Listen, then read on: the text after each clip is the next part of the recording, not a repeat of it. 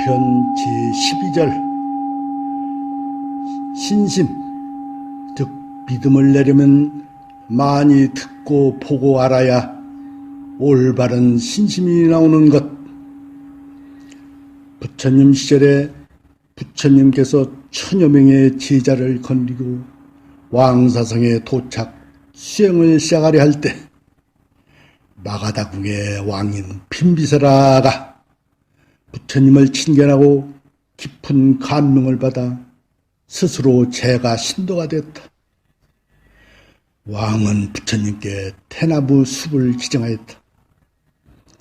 그때까지 부처님 일행은 일정한 거처가 없이 떠돌면서 수행을 했었다.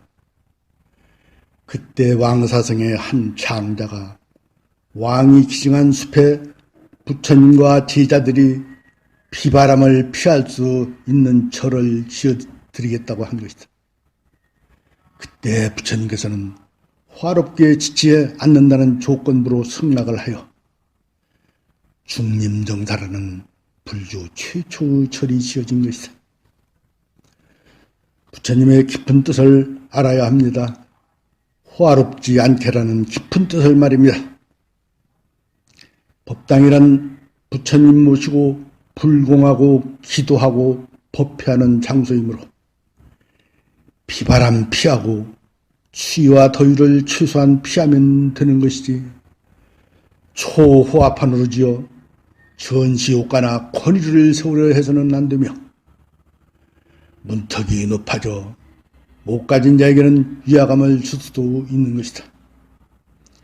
거기에 겨울에는 고성능 난방, 여름에는 냉방시설인 고성능 에어컨에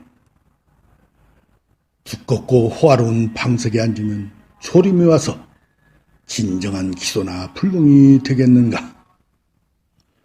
좀 계절 따라 춥기도 덥기도 하고 때에 따라 비바람이나 추위, 교통 불편 등을 참고 견디는 그 자세도 인욕수행이 되는 것이다.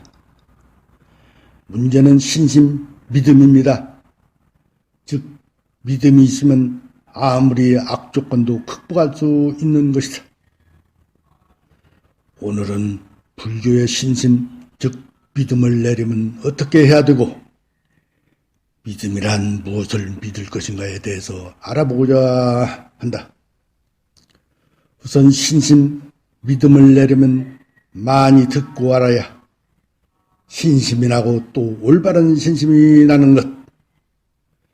안 듣고 버리면 맹목적인 신심이 되고 삿된 믿음이 되기 마련이니 많이 아는 것이 중요하고 알면 실천에 옮겨야 아는 것이 가치가 있는 것이다. 우리가 바로 알고 깊이 알고 정확히 알므로써 신심이 나야 하는 것이지. 바로 알지 못하고 내는 신심은 진정한 신심이 아니다. 부처님께서 믿음은 손과 같은 것이라 하셨다. 그런 표현은 우리들이 사용하는 모든 것이 손으로 만들어지고 손이 없이는 아무것도 할 수 없을 정도로 손이 중요하고 값진 것이라는 이야기다. 마찬가지로 믿음 또한 그런 것이라는 것. 훌륭하고 값진 보배들이 가득 찬 창고에 들어가서 손이 없다면 그 보배를 하나도 가져올 수가 없는 것이다.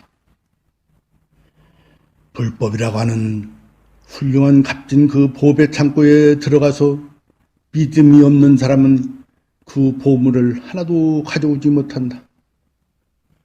여러분들은 불법, 부처님의 가르침에 대해 얼마나 이익을 보고 있는가? 만약 불법을 통해서 부처님을 믿음을 통해서 이익을 소원을 성취하지 못했다면 믿음이 없는 것이다. 모든 보물이 다이아, 진주, 금강석, 금부치 등 산더미처럼 쌓여있는 곳에 가서 누구든지 가져가는 게 임자인데 금반지 하나 못 가져 나온다면 그것은 손이 없어서 못 가져오는 것이다. 마찬가지로 불법, 즉 부처님의 가르침을 통해서 아무런 이익을 보지 못했다면 여러분들은 믿음이란 손이 없다는 이야기가 된다. 믿음을 손처럼 사용하지 못하고 있다는 것이다. 둘째, 부처님께서는 말씀하시기를 믿음은 지팡이와 같은 것이다. 지팡이는 산에 오를 때, 험한 길을 갈 때, 노약자가 길을 갈 때, 눈먼 소경이 길을 갈 때 꼭 필요하고 의지하는 것이다.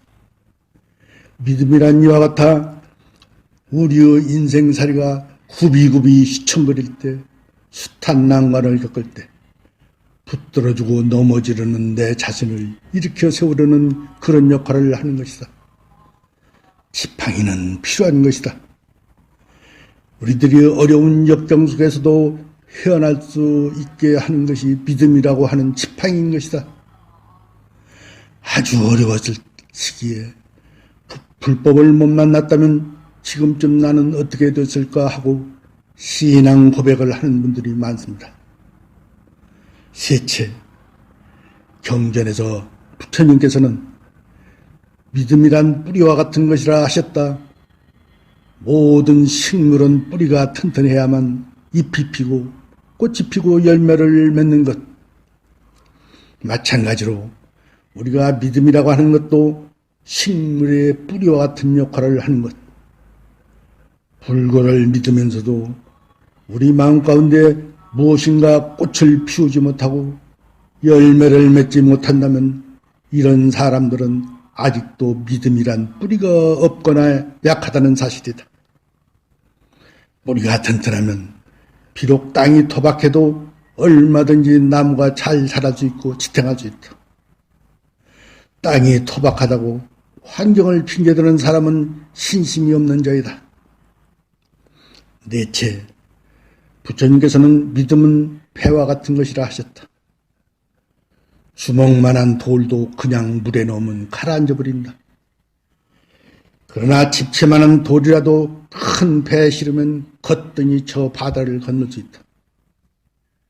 마찬가지로 우리가 세상을 살면서 누구 없이 다 업장을 짓고 사는 것, 죄를 지으면서 살아가고 있다는 것이다. 부처님도 업장이 많아 세상에 태어나자마자 7일 만에 어머니를 잃었던 것이다. 어머니를 일찍 여의지 않은 사람은 그 고통을 모른다. 그러나 부처님은 믿음이란 튼튼한 배가 있었기에 업장을 극복하고 성불을 하신 것이다. 우리가 죄를 지었다, 나쁜 짓을 했다 하면 업장 타령만 해서는 안 되고, 그러면은 그 죄의 무게대로 작은 돌처럼 가라앉고 말지만, 만약에 거기에 믿음이란 튼튼한 배의 받침대가 있다고 하면 비록 업장이 두텁기로서니 염려할 게 없을 것이다. 충분히 저 언덕에 건너갈 수가 있는 것이다. 즉 성불하여 열반을 얻고 극락에 갈 수 있는 것이다. 결코 업장을 두려워하고 어둠을 두려워할 것이 아니라 밝은 곳을 향해서 나아가는 의욕과 용기가 있어야 한다. 신세 타령만 하고 나는 죄가 많아서 업장이 두터워서 하는 것은 불교를 모르는 사람인 것.